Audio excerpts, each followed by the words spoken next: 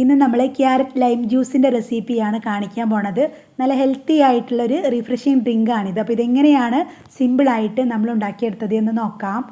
അപ്പോൾ നമ്മുടെ ഈ ലൈം ജ്യൂസ് റെഡിയാക്കി എടുക്കാനായിട്ട് മെയിനായിട്ട് നമുക്കിതിലേക്ക് വേണ്ടത് ക്യാരറ്റാണ്. അപ്പോൾ അതിനായിട്ട് അത്യാവശ്യം വലിപ്പമുള്ള 2 ക്യാരറ്റ് തൊലിയെല്ലാം കളഞ്ഞ് ക്ലീൻ ചെയ്തതിന് ശേഷം ഇതുപോലെ ചെറുതായിട്ട് കട്ട് ചെയ്തിട്ട് മിക്സിയുടെ ജാറിലേക്ക് ഇട്ട് കൊടുക്കുക. കൂടെ തന്നെ ചെറിയ 2 കഷ്ണം ഇഞ്ചി ചേർക്കുന്നുണ്ട്. ഇനി അടുത്തതായിട്ട് വേണ്ടത് 3 ഏലയ്ക്ക, അതുപോലെ തന്നെ മധുരത്തിന് ആവശ്യമായിട്ടുള്ള പഞ്ചസാരയാണ്. നമ്മളിപ്പോൾ ഒരു 1/4 കപ്പ് പഞ്ചസാരയാണ് ചേർക്കുന്നത്. മധുരം നിങ്ങളുടെ ഇഷ്ടത്തിനനുസരിച്ചിട്ട് ചേർക്കാം.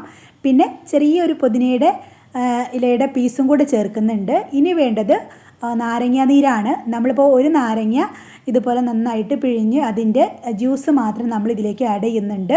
ശേഷം ഇതിലേക്ക് ഒരു 1/4 കപ്പ് വെള്ളം ചേർത്ത് കൊടുത്തിട്ട് നല്ല ഫൈനായിട്ടൊന്ന് അരച്ചെടുക്കുക.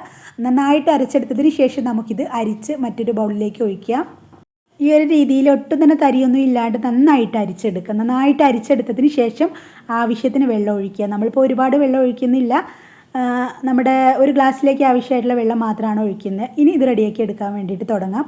അപ്പോൾ അതിനായിട്ട് ഇതുപോലെ ഒരു ജ്യൂസിൻ്റെ ഗ്ലാസ് എടുത്തിട്ട് അതിലേക്ക് നമ്മൾ നേരത്തെ തന്നെ 1 ടേബിൾ സ്പൂൺ ചിയ സീഡ്, നമ്മുടെ കസ്കസ് കുതിർക്കാനായിട്ട് വെച്ചിട്ടുണ്ടായിരുന്നു, അത് ചേർക്കുകയാണ്.